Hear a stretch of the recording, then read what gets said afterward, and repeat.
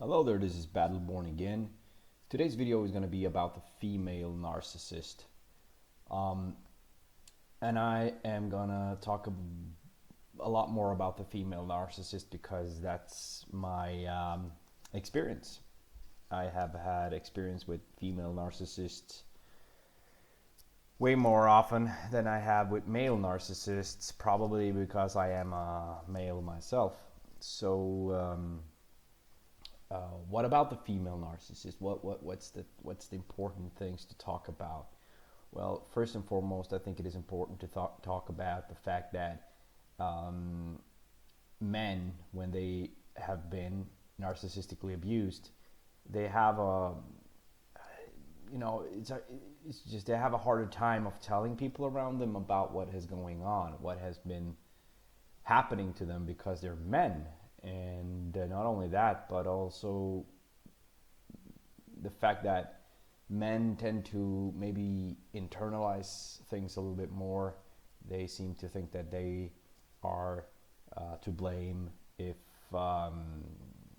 things happen around them. So if their spouse, partner, wife is abusive, they might think, or they might have a higher threshold in believing that they are to blame, while a woman, if they are hit or punched, they automatically know that this is wrong. But of course, in a narcissistic abusive relationship, the narcissist will make you believe that you are in the wrong no matter what. But I'm just talking culturally here, that men are, when they are punched and they're hit, they are more likely to maybe take it. That's the word I was looking for. So they're taking this kind of abuse maybe a little bit more lightly because they feel like the partner cannot really do damage to them. But that's not true at all. Narcissistic women can be extremely dangerous, and I emphasize extremely dangerous, because they have a way to conduct themselves which is beyond belief. They might seem like the sweetest creation to everybody else, but in this relationship with you, they are killing you slowly. They are. That's why they are with you. So what are some of the characteristics of a female narcissist? Well, I believe there is a lot of information out there that is good, but I also do believe that the most dangerous form of narcissist is the covert narcissist, by any doubt.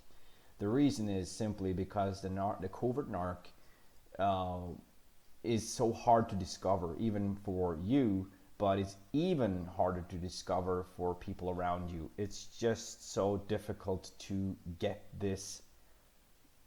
a grip around this person, what they're about, what they're doing. Nobody's going to believe you when you tell them what has been going on in this relationship. So don't even try. It's not worth it, really. But it is important to talk about it with people. It is. But I'm not trying to discourage you from, not at all, to talk about it to people. But I'm just letting you know not to expect very much in return, because the covert narcissist is such a they're such a con artist that it's just beyond belief. It's they will love bomb the shit out of you in the start.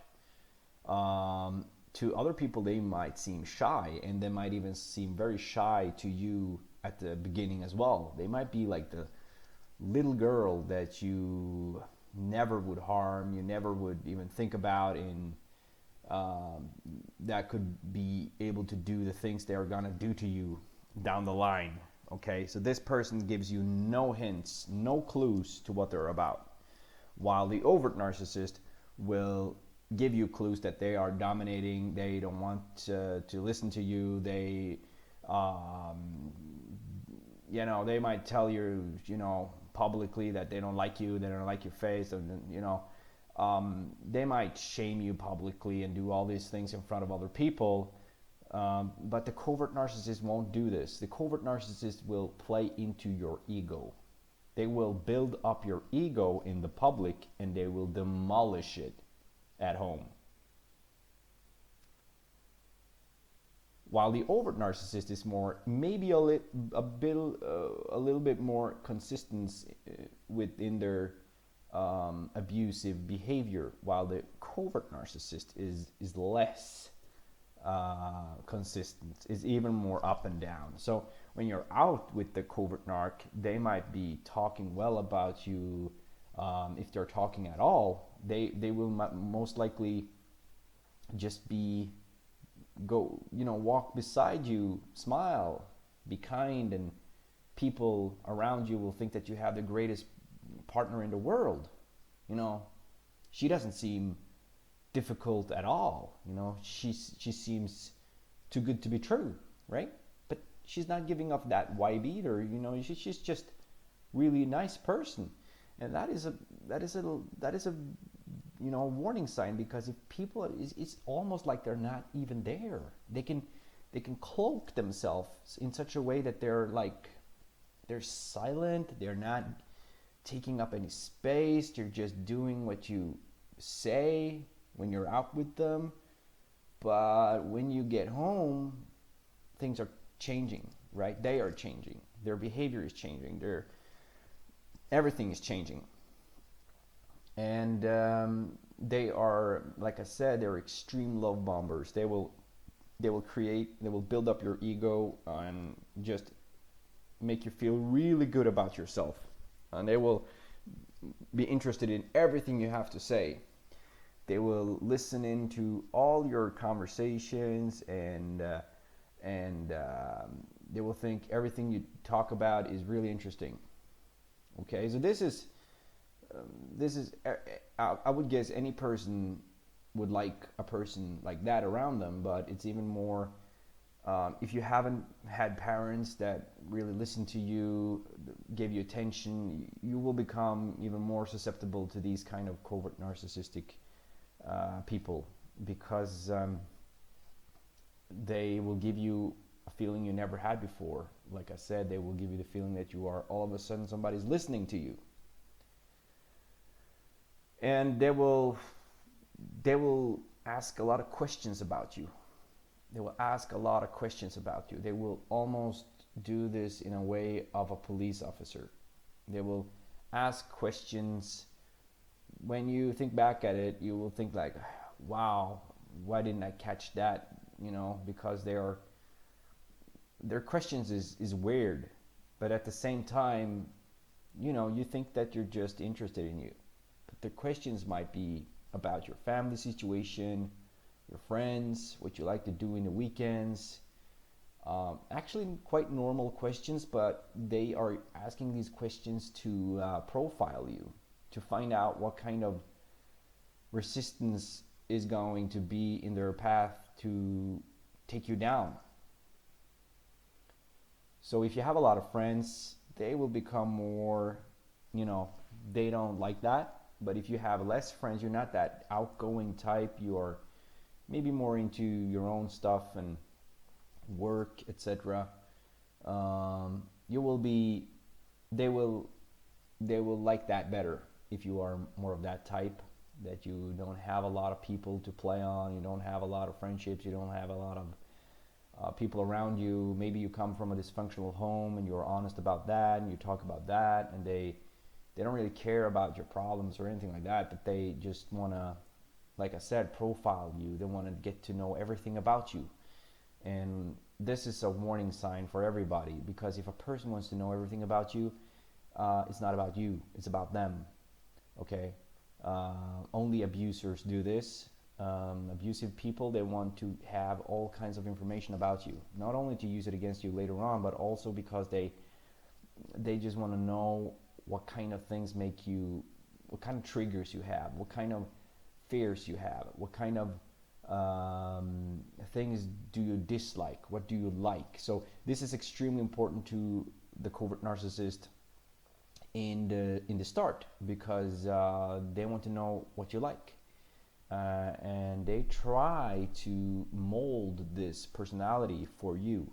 They are really not this person that they present themselves to be, but they try to mold this person to fit into your likes. Okay, so if you tell them, like, maybe you say that you're into, if they might ask you, they might be like almost like a friend in the beginning, like but they're still a girl, so they're really like, you feel like you found your soulmate, right? So they might ask you, what kind of women do you like, what kind of girls do you like? Not many women ask about that.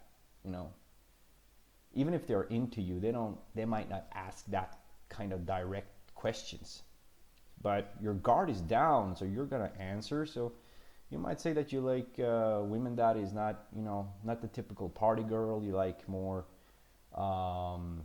maybe a little bit more traditional women, I don't know, and they will become that woman for you. Even though they're really not that woman, they will become that woman in this relationship, and they will present themselves as the woman you want them to be. So they might be, like I said, they're very shy, so you won't really sense any danger to them, except later on. But they are doing stuff to you, though, which is extremely important to see. And I bet all of them do this kind of things. And the things they're doing is they are actively seeking what kind of behavior you exhibit or you expose in certain situations. So they might actually seek to make you angry at some points, and they will just see what kind of reaction do you give. Are you very like when you become angry, are you like the guy that blow up and become very angry and then you're finished with it, or are you the person that drags it out and become silent? And that type of person, they don't like that type of person. They want the person with a lot of energy. They want the person that is honest, everything they are not. Basically, they want the person that tells it like it is. And if you become angry with them, you might tell them, like, hey, don't do that to me, I don't like that, and stuff like that. So they will just see, oh, this person is easy to trigger, this person is giving me a lot of fuel, so this is nice. They like that. Okay, so they will do stuff to you that makes you angry. And this is strange for any person, but it's especially strange when you combine everything with this person that seems shy, that seems interested in you in a way that nobody else is interested in you. Okay? And I'm not saying that you have a hard time getting women, but I'm saying that they're interested in you in a way that most women are not, Okay? And by that I mean they are interested in your hobbies, and they're interested in your friends. They're interested in everything about you that I'm just saying normal women are not interested in. The covert narcissist is also, you might see this before you get involved with them, and that is, they have a tendency to talk to you in almost like a hypnotic way. So they will alter their voice and their tone to try to lure you in, and they will be very I will guess the biggest sign that I saw was the phone calls. There was a lot of phone calls in the beginning. Too much. Just too much. I didn't like that. And I said that. I don't like that you call me that much. I really don't like that. And that is always a warning sign, because, like I said, narcissists, covert narcissists in general, they don't know boundaries. So they will always expose themselves in this way. because this is the one thing they cannot really fake. They cannot really fake knowing your boundaries or knowing normal boundaries. So they will expose themselves in this way. So they will call you too much. They will ask too much. They will they're just too much, right? Too much of something. Because this has to do with boundaries. This has to do with normal decency and boundaries, right? So the covert narcissist, while might call you, like I said, a number of times, you don't pick up, but they will still call. That's a big red flag, because they seem to think that they own you very early on, and they might almost force you into this relationship. Very, very covert way to do it, but they are still forcing you into this relationship. They're not giving you a choice. They're not giving you they're not giving your free will any space. So they're trying to force you into this relationship with covert means. Okay? So they, like I said, call you too much, they send you emails, they send you pictures of themselves that you haven't asked for, like you haven't really, it's just strange. Some things are strange here, okay? And this has to do with this gut feeling that you get, our intuition, right? And when you start to sense that, you start to have some kind of, like, your body's telling you, hey, watch out, this person is wacko, just get away. That's usually the right thing to do. I will say 99% of the time, that is the best thing to do. Get away. Listen to yourself. Listen to your body. I know that, but this is difficult for us to do because we have this urge, we have this sensation that, all of a sudden a person is really paying attention to us. So our mind is telling us, this is nice, but it's not. It's really dangerous. It's really, really dangerous. Also think about this. Why would a person, and again, I'm not saying this to take away anything from you, but you have to ask yourself this question. Why would a person really be that interested in you? Just humble yourself a little bit. Why? What have you done for them? Not really anything. Why are they this interested in you? All of a sudden, they're, and I'll promise you, it's not only you. They're doing this to more people at the same time. I guarantee you, they are. At this point, they are trying to just find a source of supply, and they are always looking for a better source of supply. And they might even be in a relationship already that you don't know of. They always are, pretty much. So they will be in a relationship while they are doing this to you, while they're flirting with you, while they're giving you this attention. They're just trying to see if you are a good supply, right? So don't take it personally. It's not about you. It's about them. It's always about them. But they know how to get to you. They have to get to you in order for them to use you as a supply. Okay? So, like I said, they're not doing this only to you. They're doing this to more than one person at a time. Usually, they are love bombing here and love bombing there. They're just like going by and just see who gives them attention, who's not giving them attention. They might even become angry if you don't give them attention. That is also big red flag if somebody sees themselves as some kind of like I said, like you owe them anything. That's a typical narcissistic trait. They always seem like you owe them anything, and this will start very early on. So you didn't pick up their call, you didn't call them at, you might say that, I'll call you back, and you didn't do that, but you didn't promise a day or anything, because this is not a relationship yet. This is just an acquaintance. This is just a person that is trying to get to know you.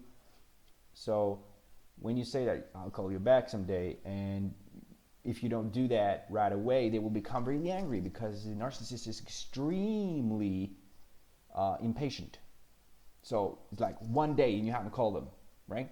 What's going on? You're not interested? Well, you know, they will ask all these questions and they will stress you. They will force you into this relationship. You will have that feeling with them. And you just tell them, when people are doing this to you, you just tell them to back off. Get away from me, okay? Don't answer their phone calls. Don't do anything anymore. Leave them hanging. Get away from them, you know? It's the only thing you can do. Don't engage with them. Don't fight them, really. Just tell them one time, get away from me. Don't call me anymore like this. Boom. Done. Okay? Before you get into a relationship or into knowing them further on. So yeah, I just wanted to talk a little bit about this. You know, this stems from my own experience, and like I said, a narcissistic person, especially covert narcissist, they will always be in a relationship with somebody. They cannot be alone. So when they're love bombing you, they are with another person. They always are with another person. It seems very strange, right? But they are. They're always trying to get supply from somebody.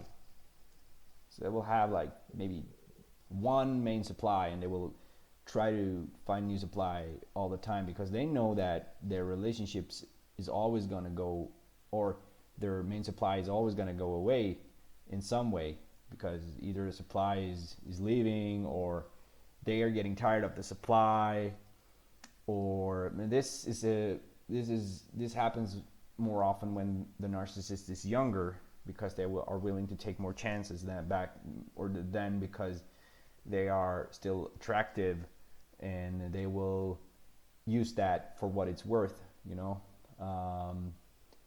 So when the narcissist becomes older, I'm not saying they're not going to be unfaithful. I'm not saying they're not going to cheat. They are, but they will be more bound to their main supply, or they will be more tolerating of their main supply, because they know it's not that easy to get supply. But they will always try to find better supply, and they will always try to have backup supply, meaning relationships going on in the dark, in the shadow, where nobody sees them. These relationships might not be physical, but they will be electronical. Maybe they would just send text messages, emails, pictures, stuff like that behind your back. And never let yourself think that you're the only one. You're never the only one for the narcissist, and you are really easy to exchange. If you've had enough, well, you're never free to say that, but because if you have been their supply once, you are their supply for life. That's how they see you. They think that they own you. It's really, really crazy. And yeah, it's a crazy world when you get into these people's way of thinking. When you start to understand them, you understand how crazy and twisted and wicked these people are. Okay. So like I said, this was just a general video on covert narcissism in females, and like I said, this is just like from my own experience, and I hope this benefits you in some way, and that you could maybe see some of your own thoughts in this video. Maybe I could confirm some of your thoughts, and I hope this helps you. Please subscribe if you liked it, and have a good day.